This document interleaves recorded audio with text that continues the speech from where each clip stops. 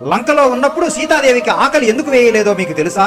సీతాదేవినైతే రావణుడు లంకకు తీసుకువెళ్ళగలిగాడు గాని అక్కడికి వెళ్ళాక సీతాదేవి ఆహారం నిద్ర అన్ని మానేసి రామనామాన్ని జపిస్తూ కూర్చుని ఉంటుంది. అలానే ఉంటే సీతాదేవి ప్రాణాలకే ముప్పు ఉందని గ్రహించిన బ్రహ్మదేవుడు భయపడి ఇంద్రుడిని పిలిచి ఒక దివ్యమైన పాయసాన్ని ఇంద్రుడికి ఇస్తాడు. దాన్ని తీసుకువెళ్లి అశోకవనంలో ఉన్న సీతాదేవికి ఇచ్చి రమ్మంటాడు. దాంతో ఇంద్రుడు నిద్రదేవుడిని వెంట పెట్టుకుని లంకలో ఉన్న అశోకవనానికి వెళ్ళాడు. కానీ ఇంద్రుడిని చూసిన సీతాదేవి రావణుడే మారు వేషంలో వచ్చాడేమోనని అనుకుని భయపడుతుంది. ఇంద్రుడు నేను రావణుడు కాదు తల్లి అని ఎంత చెప్పడానికి ప్రయత్నించినా సీతాదేవి వినదు. దాంతో దేవతలను ఎలా గుర్తించాలో రాముడు సీతాదేవికి ఇంతకు ముందు చెప్పిన మాటలు గుర్తొచ్చి ఇంద్రుడి వైపు పరిశీలనగా చూస్తుంది సీతాదేవి. అయితే ఇంద్రుడు ఒక్కసారి కనురెప్పలు కూడా ఆర్పడు, తన పాదాలు కూడా నేల మీద తాకవు. దాంతో వచ్చింది నిజంగానే ఇంద్రుడని భావించి నమస్కరించి ఆ పాయసాన్ని త్రాగేస్తుంది. ఆ పాయసం ప్రభావం వల్ల సీతాదేవి లంకలో ఉన్నంత కాలం ఒక్క మెతుకు అన్నం కూడా ముట్టకుండా రామనామాన్ని జపిస్తూ కూర్చుని ఉంటుంది. సీతారాముడు అంటే ఇష్టం ఉంటే అందరూ చెప్పండి జై సీతారాం.